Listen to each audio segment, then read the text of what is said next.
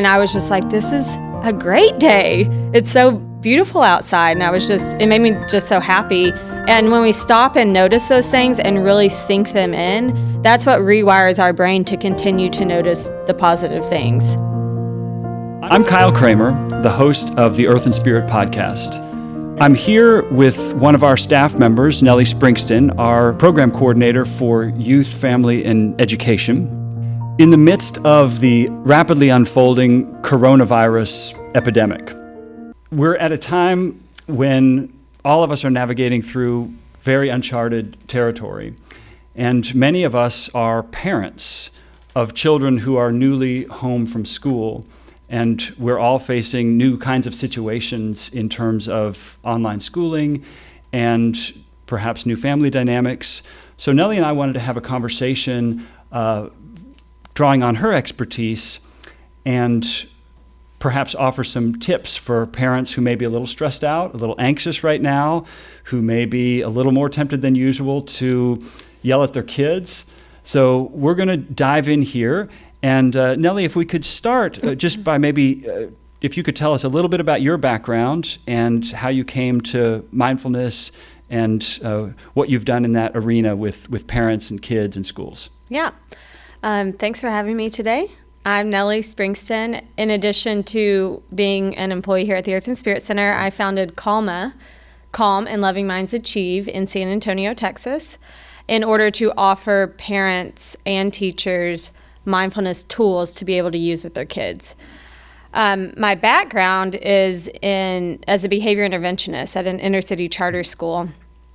And I realized that in order for us to use any of the behavioral strategies I was teaching, or even any of the teaching strategies, the academic teaching strategies that we knew and had, we had to first remain calm. I realized that what we were doing was yelling at kids, telling kids to calm down. We were screaming at them to get in line, et cetera, and that if we want our children to remain calm in order to learn, that we first had to do that ourselves as educators. And then I use those skills too as a parent to remain calm and use the best behavioral strategies that I have to parent my daughter. So you have one daughter. How old is she? She's 4.5. Her Okay. name is June. June. Well, then let's start, if we may, Nellie, with the parents themselves, or parents ourselves, we should say. I myself am a father of 3 teenagers, so I'm in a different phase of my parenting life with a different set of challenges. But I think it's safe to assume that all parents of children of whatever age, of however many children, in whatever kind of family system, we're all dealing with a very new situation and levels of uncertainty and most likely stress and anxiety.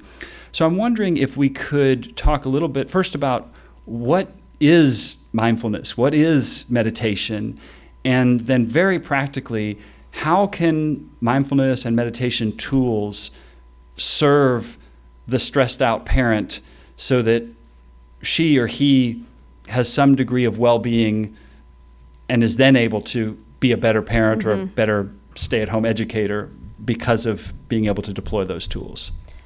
So mindfulness meditation are often used interchangeably. It's a hot subject right now. So some people say mindfulness or meditation or mindfulness meditation, and a lot of times we get confused. So I always say meditation is the training ground. So taking 5 or 10 minutes in the morning to practice cultivating mindfulness, which is the awareness that you carry out into your daily life. Our brains are wired to think about the past or the future almost all of the time. So if you think about yourself when you're cooking or driving in the car or in the shower in the morning, your thoughts aren't present in the moment, receiving the moment. Your thoughts are in the past or the future. And on top of that, 80% of our thoughts are negative. So when we're thinking about the past or the future, we're thinking about past regrets or past wrongdoings that have happened to us, a meeting we had yesterday with our boss and that stupid thing we said to him. Or we're thinking about the future and we're planning, we're worrying, we're having anxiety about and stresses about the future. But when we bring our presence, our cognitive thoughts into the moment, we're able to just receive the moment as it is. And oftentimes, I know this is a very stressful time for people, but oftentimes when you pause and you just breathe and look around, you're okay right now.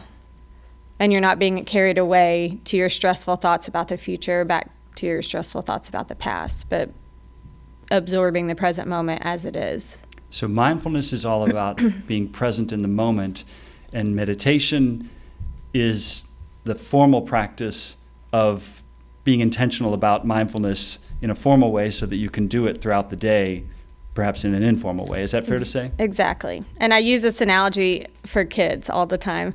But I say to them, it's like being in a basketball game and taking that last second three-pointer shot. If you haven't practiced it, the chances are that you're probably not going to make the shot. Mm-hmm. And that's exactly what meditation is. Meditation is actually sitting and practicing, cultivating present moment awareness, a lot of times through focusing on the breath, but it's practicing that. So then when you do get escalated throughout the day, you do get worried or stressed or mad at your children, you're able to use those tools that you've cultivated to become calm or to remain calm.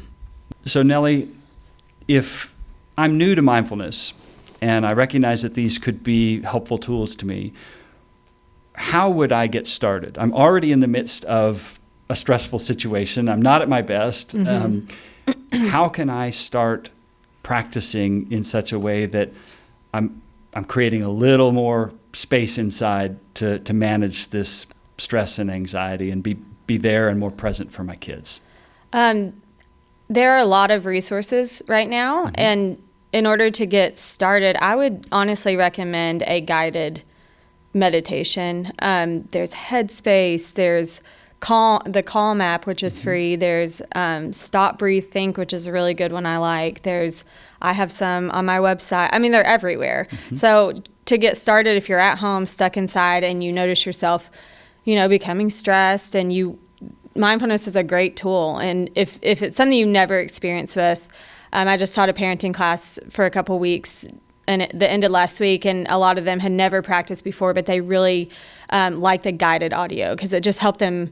It's really hard to calm your thoughts, especially if you never practiced doing that before. So having something to focus on, like a guided audio, is where I would recommend starting. So we have some locally homegrown meditation guidance mm-hmm. On your website, and the URL for that is Calma, CALMA, kids.org. Okay. And there's meditation on there for parents, kids, and for educators too. And we'll also link to that on our own website, www.earthandspiritcenter.org. So we'll make sure that you can get connected to local resources.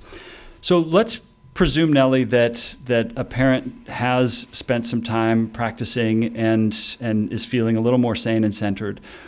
How do I, as a parent, relate to my kids differently in a situation like this because of this practice of mindfulness? How can mindfulness help me be a better parent in this situation, beyond my own well-being, but in that relationship? Well, when you're mindful, when you're fully present in the moment, you're connecting and you're noticing things. It cultivates empathy. So you have empathy for your children instead of, thinking, oh, their behavior is just, something that they're doing to bother me or to make me angry. You realize, oh, actually, maybe they're going through this right now. And you have you're able to take the perspective more easily of your child because you're present with them. You're seeing the world through their perspective more easily than you would if you weren't mindfully there. Yeah, I think I can relate to that as a parent because I tend, at least on my worst days, I tend toward the kind of command and control mm-hmm. type parenting. I take great umbrage that my kid is not doing what I want them to do. Whereas when I'm sitting in a meditation practice, my mind is not doing what I want it to do. Yeah. I want it to be calm and absent of thoughts. And of course, it never is. It's like a popcorn popper. And one of the things that I've learned in mindfulness practice is to let my mind be what it is without having to force it into mm-hmm. a certain mold, and instead just be present to those thoughts, not be as rattled by them. So mm-hmm. I can see the analogy here in that in a time like this, it might be really tempting to clamp down with this need to control, because there's so much in our environment now that we can't control, that it would be tempting to try to control in that small sphere of family life or parenting. And so I really appreciate what you say about just being present, perhaps more so than being controlling. Is that fair to say? And first of all, you can't control your kids. You can't. You can fool yourself into thinking you can control the structure in your home in which your kids operate in, but you cannot control their behavior. So I always tell parents, set up structure and communicate it clearly. And I'm not talking about like a structured schedule, like telling your kid exactly the behavior that you want them to see, making sure you've communicated it calmly and clearly to them, and then letting them know what the consequence will be if you don't see that, and then following through on that. That's creating behavioral structure for your kid. But you don't, and then not being attached to the outcome, because you don't control, we really do not control our kids' behavior. We control the consequence. And I say that to my daughter all the time. She says, you can't, you don't, she doesn't say you don't control me, but she says something along those lines. And I'm like, you're right, I don't. But I do control what happens if you don't do X, Y, or Z that I'm asking you to do. And then I have to follow through on that. So what if I'm a parent at home and my kid or my kids are behaving in ways that I really am not happy with? How do I respond mindfully when they are not responding as I would wish? I would first recommend trying to take their perspective. Maybe they've been cooped up in the house, their behavior. Ask yourself, what is the cause of this behavior? Kids don't generally misbehave because for any reason, but they're trying to get attention or they don't have their needs met. So first, just try to understand where the behavior is coming from. And then the word discipline means to teach. So teach them the behavior that you want to see out of them, and explain it clearly. And then some parenting authors call this why thinking, but it's adding the logic to it. It's explaining why I want to see a certain type of behavior. And usually they get it. Let's talk for a minute about this phrase that I've come quickly to hate, which is social distancing. I was just in a meeting earlier today when a friend of mine, a colleague, pointed out how odd and ill-fitting that term is. And what he preferred to say was physical distance, yes. Social distance, no. Yeah. And I'm wondering if at a time when we are advised to keep physically distant from each other, at least in public gatherings and so forth, what other opportunities are there for us to cultivate connection with others, and especially connection with the natural world? I know you live down on the river and you like to take walks of a morning. So I'm wondering what you might say in regard to how we can stay connected as families to others in the community, obviously to our loved ones, and to the natural world itself. Well, if you're on Facebook, there's a lot going on when it comes to offering yoga classes, offering cooking classes. I mean, I've seen a range of things online, which is great. I mean, getting people together. I saw someone had like hosted a brunch where people just got together who were quarantined and got together and had a brunch together. And everyone... A virtual brunch? A virtual brunch, yeah. I'm leading a little mindful yoga class, a half-hour class on Thursday. So it's this...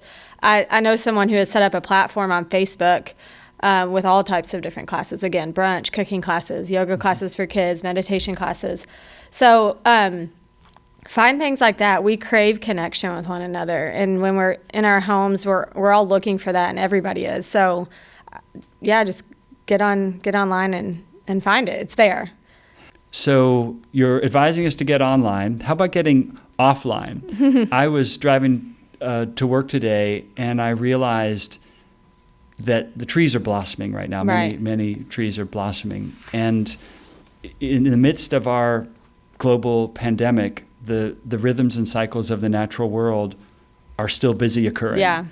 And I felt great solace in that, knowing that there are some things that we can count on to be relatively normal. And I'm wondering how you might speak to that opportunity we have to anchor ourselves in the natural world and what that may do for our mental health in a realm of a time of all of these restrictions about movement and gathering. Well, two things. First, I'm not saying just get online and spend all this time online at all. Yeah. But what I've realized about myself is I'm a very social person. So I said at the beginning of this, I'm going to get off social media because I don't want to see anything negative because that'll bring my mood down. But I realize I'm social, and this is only being on Facebook or whatever is the only platform I have right now to be social, and that's okay. I can be social for an hour or two.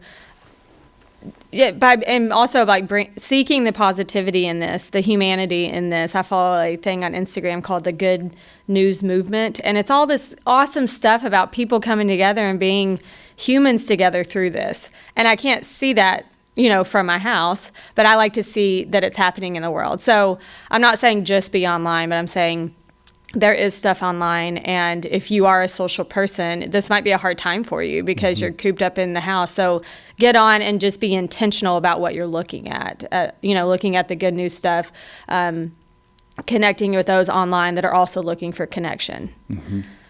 But when you're offline, I definitely recommend going outside and just trying to be mindful. So you might look, and you can be mindful through your senses. So you might look at, the blooming trees because it's spring and it's beautiful outside. I was driving my daughter to school for her last day, and the trees line Spring Street, the street that I drive down to take her to school, and I was just like, this is a great day. It's so beautiful outside. And it made me just so happy. And when we stop and notice those things and really sink them in, that's what rewires our brain to continue to notice the positive things. So I was an organic farmer for 15 years, and it was stressful in a lot of ways. This was not my full-time occupation, but it was as I would say, my early morning, late evening, and all weekend occupation. And one of the great gifts of being attuned to the cycles of the natural world, as I was as a farmer, and still am to a great extent, although in different ways, was this sense of spaciousness that the natural world provides. Because every single day, I would have my various worries, whether they were about the farm or about my parenting or my job or whatever else. And every day I would encounter this world that created so much room around those worries. It didn't make them go away.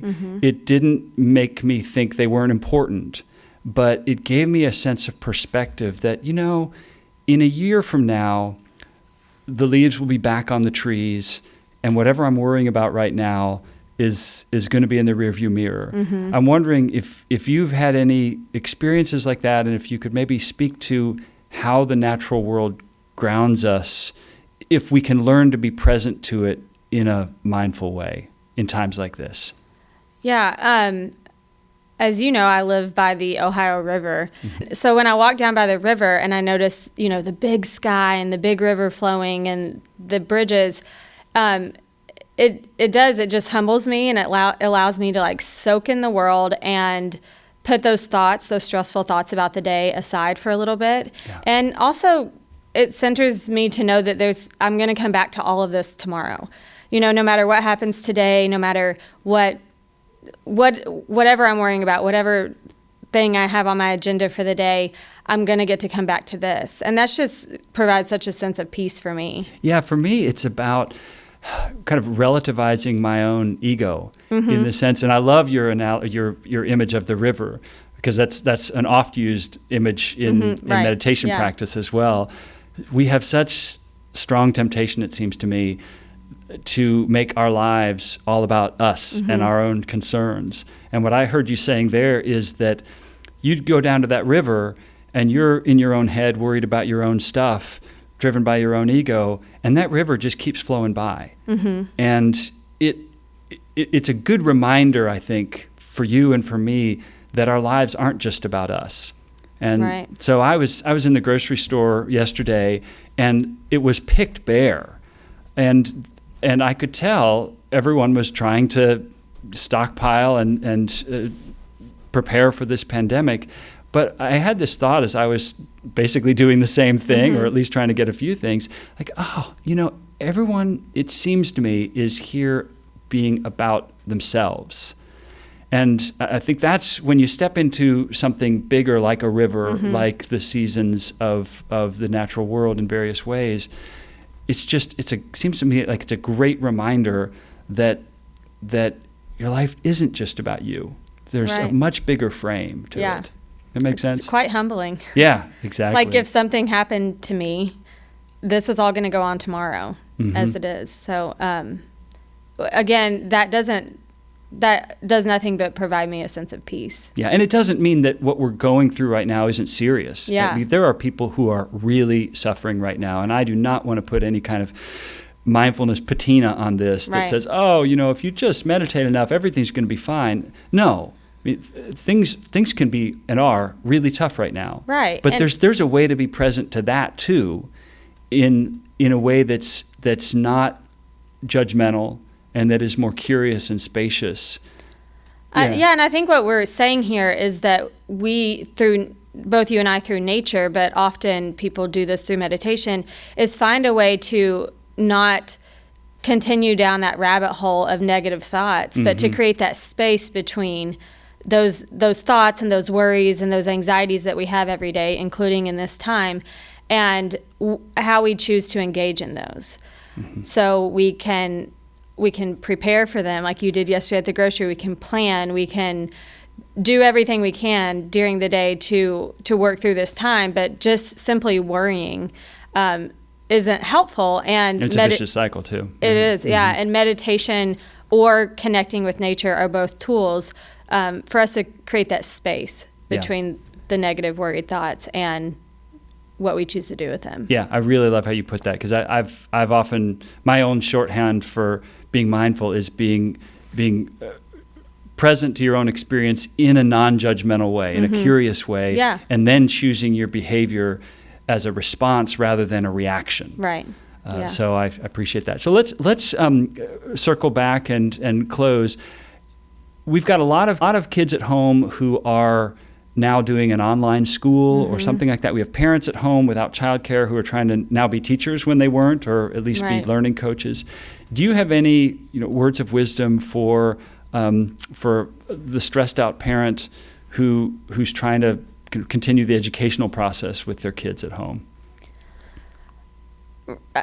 Get up in the morning 5 minutes earlier and make your bed and create that structure for yourself and create that space and time for yourself to start your day before your kids wake up by being calm and steady. And 5 minutes would do it.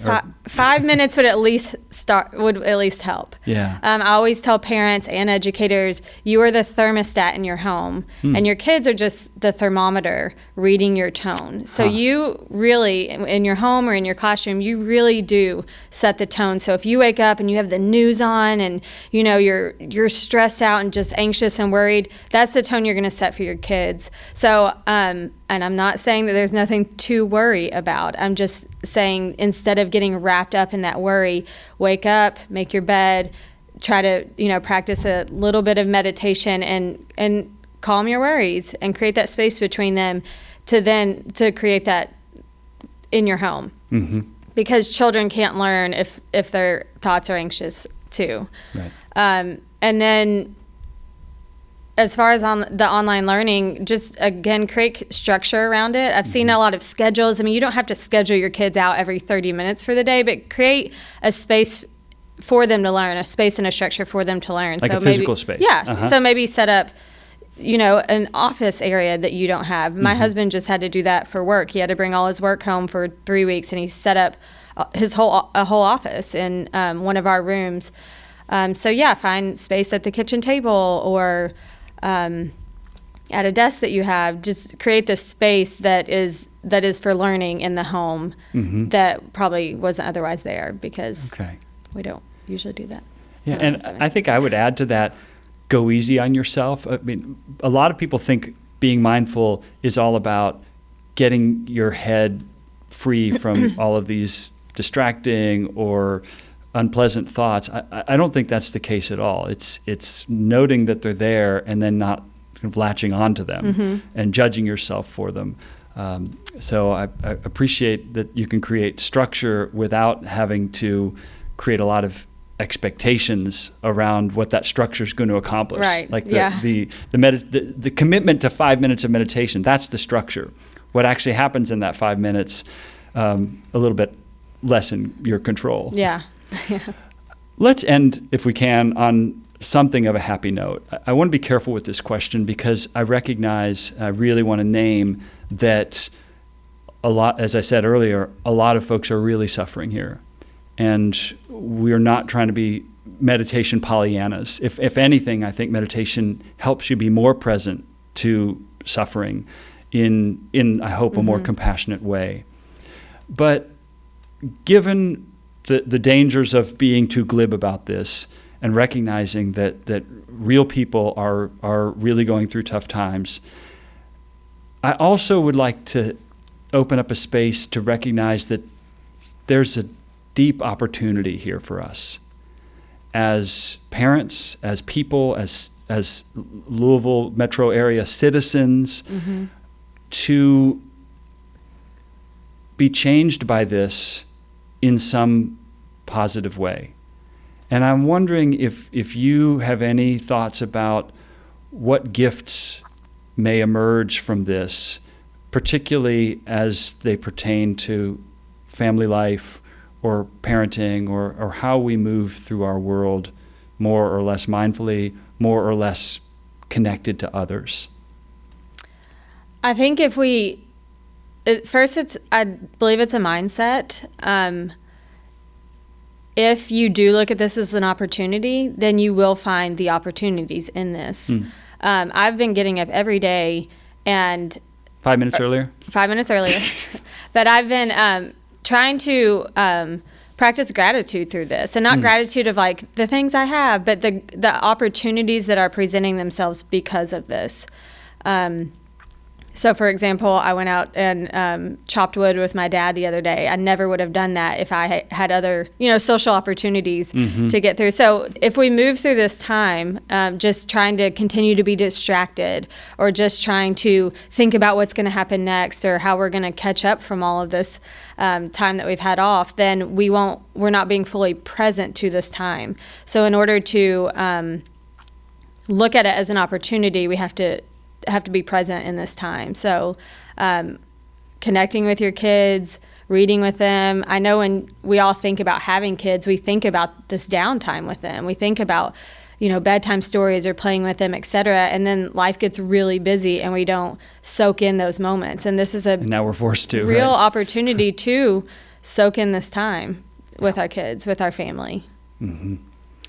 I appreciate that, and I love what you described about chopping wood with your dad. There's a great saying from the Zen tradition that before enlightenment, I'll paraphrase this, before enlightenment, you chop wood and you carry water. You do these basic elemental tasks. Yeah. After enlightenment, you chop wood and you carry water. And so this is, I think, a great invitation for us to not be Pollyannas, to not look away from the darkness and worry that we have, but to do these basic tasks of life in a way that's full of presence and attention. And I agree with you. That is the basis for gratitude. It's the basis for some kind of sanity and health in the midst of a really interesting set of circumstances. And it might help you check in and think about what you want to shed in your life to keep these connecting or these moments with your family. So that maybe you have become just temporary. Yeah, right? Maybe you have a lot of activities in the evening, so you don't have dinner around the table, or you have just whatever it is. But this, check in with yourself after a week of this and see what it is in your life that you could begin to shed so that you do have more presence and connection with your family after this is all over. Well, Nellie, I want to thank you so much for taking the time to have this conversation. I hope it's been helpful to anyone who will watch or listen.